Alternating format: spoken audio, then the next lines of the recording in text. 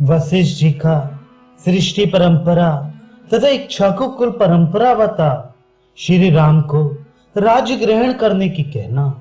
श्री रामचंद्र जी को रुष्ट जानकर महर्षि वशिष्ठ जी ने उनसे कहा, रघुनंदन, महर्षि जाबाली भी ये जानते हैं कि इस लोक के प्राणियों का परलोक में जाना और आना होता रहता है, अतः ये नास्तिक नहीं है। जगदीश्वर, इस समय तुम्हें लौटाने की इच्छा से ही इन्होंने ये नास्तिकता पूर्ण बात कही थी। तुम मुझसे इस लोक की उत्पत्ति का वृतांत सुनो। सृष्टि के प्रारंभ काल में सब कुछ जल में ही था। उस जल के भीतर ही पृथ्वी का निर्माण हुआ। तदनंतर देवताओं के साथ स्वयंभू ब्रह्मा प्रकट हुए। इसके बाद उन भगवान विष्णु स्वरूप ब्रह्मा ने ही वराह रूप से प्रकट होकर जल के भीतर से इस पृथ्वी को निकाला और अपनी कृतात्मा पुत्रों के साथ इस संपूर्ण जगत की सृष्टि की। आकाश स्वरूप परब्रह्म परमात्मा से ब्रह्मा जी का प्रादुर्भाव हुआ है, जो नित्य सनातन एवं अविनाशी है। उनसे मरीचि उत्पन्न हुए और मरीचि के पुत्र कश्यप हुए। कश्यप से विवस्वान का जन्म हुआ। विवस्वान के पुत्र साक्षात व्यवस्थित मनु हुए, जो पहले प्रजापति थे। मनु के पुत्र इक्ष्वाकु हुए, जिन्हें मनु ने सबसे पहले इस पृथ्वी का समृद्धशाली राज्य सौंपा था। उन राजा इक्ष्वाकु को तुम अयोध्या का प्रथम राजा समझो। इक्ष्वाकु के पुत्र श्रीमान कुक्षी के नाम से विख्यात हुए। कुक्षी के वीर पुत्र विकुक्षी हुए। विकुक्षी के महातेजस्वी प्रतापी पुत्र बाण हुए। बाण के महाबाहु पुत्र अनरण्य हुए, जो बड़े भारी तपस्वी थे। सत्पुरुषों में श्रेष्ठ महाराज अनरण्य के राज्य में कभी अनावृष्टि नहीं हुई, अकाल नहीं पड़ा और कोई चोर भी उत्पन्न नहीं हुआ। महाराज अनरण्य से राजा पृथु हुए। उन पृथु से महातेजस्वी त्रिशंकु की उत्पत्ति हुई। वे वीर त्रिशंकु विश्वामित्र के सत्य वचन के प्रभाव से सदैव स्वर्गलोक को चले गए थे। त्रिशंकु के महायशस्वी धुंधुमार हुए। धुंधुमार से महातेजस्वी युमनाश का जन्म हुआ। युमनाश के पुत्र श्रीमान मानधाता हुए। मानधाता के महान तेजस्वी पुत्र सुसंधि हुए। सुसंधि के दो पुत्र हुए, ध्रुव संधि और प्रसेनजित। ध्रुव संधि के यशस्वी पुत्र शत्रुसूदन भरत थे। महाबाहु भरत से असित नामक पुत्र उत्पन्न हुआ, जिसके शत्रुभु प्रतिपक्षी राजा थे हय हय, तालझंग और शूर शशबिंदु उत्पन्न हुए थे। उन सबका सामना करने के लिए सेना का व्यूह बनाकर युद्ध के लिए डटे रहने पर भी शत्रुओं की संख्या अधिक होने के कारण राजा असित को हारकर परदेश की शरण लेनी पड़ी।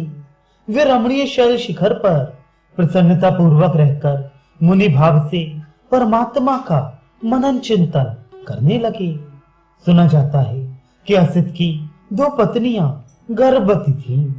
उनमें से एक महाभागा कमल लोचना राजपत्री ने उत्तम पुत्र पाने की अभिलाषा रखकर देवतुल्य तेजस्वी भृगुवंशी चिवन मुनि के चरणों में वंदना की, और दूसरी रानी ने अपनी सौत के गर्भ का विनाश करने के लिए उसे जहर दे दिया। उन दिनों भृगुवंशी चिवन मुनि हिमालय पर रहते थे। राजा असित की कालिंदी नाम वाली पत्नी ने ऋषि के चरणों में पहुंचकर उन्हें प्रणाम किया।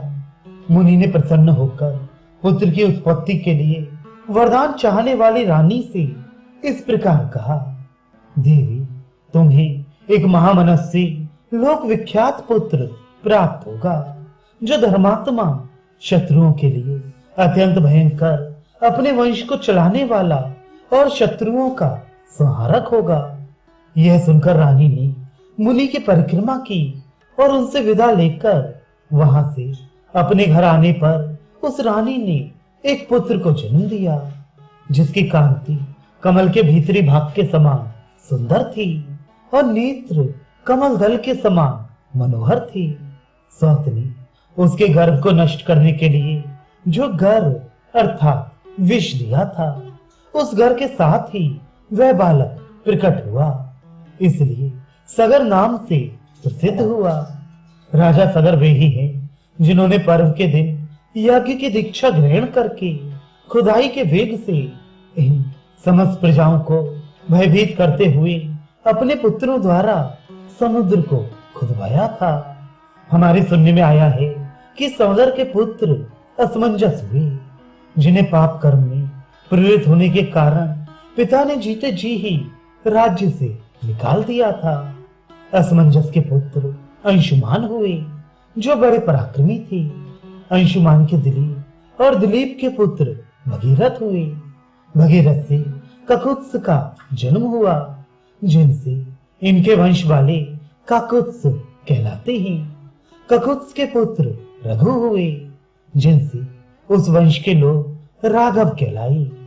रघु के तेजस्वी पुत्र कलमाशपाद हुए, जो बड़े होने पर श्रापवश कुछ वर्षों के लिए नरभक्षी राक्षस हो गए थे। वे इस पृथ्वी पर सौदास नाम से विख्यात थे। कलमाश पात्र के पुत्र शंकर हुए, यह हमारे सुनने में आया है, जो युद्ध में सुप्रसिद्ध पराक्रम प्राप्त करके भी सेना सहित नष्ट हो गए थे। शंकर के शूरवीर पुत्र श्रीमान सुदर्शन हुए। सुदर्शन के पुत्र अग्निवर्ण और अग्निवर्ण के पुत्र शीघ्रक थे। शीघ्रक के पुत्र मरु, मरु के पुत्र पृषुश्रव तथा पृषुश्रव के महाबुद्धिमान पुत्र अम्बरीश हुए। अम्बरीश के पुत्र सत्य पराक्रमी नहुष थे। नहुष के पुत्र नाभाग हुए, जो बड़े धर्मात्मा थे। नाभाग के दो पुत्र हुए, अज और सुव्रत। अज के धर्मात्मा पुत्र राजा दशरथ थे। दशरथ के ज्येष्ठ पुत्र तुम हो, जिसको श्री राम के नाम से प्रसिद्धि है। नरेश्वर, यह अयोध्या का राज्य तुम्हारा है, इसे ग्रहण करो और इसकी देखभाल करते रहो। समस्त इक्ष्वाकु वंशियों के यहाँ ज्येष्ठ पुत्र ही राजा होता आया है। ज्येष्ठ के होते हुए छोटा पुत्र राजा नहीं होता। ज्येष्ठ पुत्र का ही राजा के पद पर अभिषेक होता है। महायशस्वी श्री राम रघुवंशियों का जो अपना सनातन कुल धर्म है, उसको आज तुम नष्ट ना करो। बहुत से अवान्तर देश वाली तथा प्रचुर रत्न राशि से संपन्न इस वसुधा का पिता की भांति पालन करो।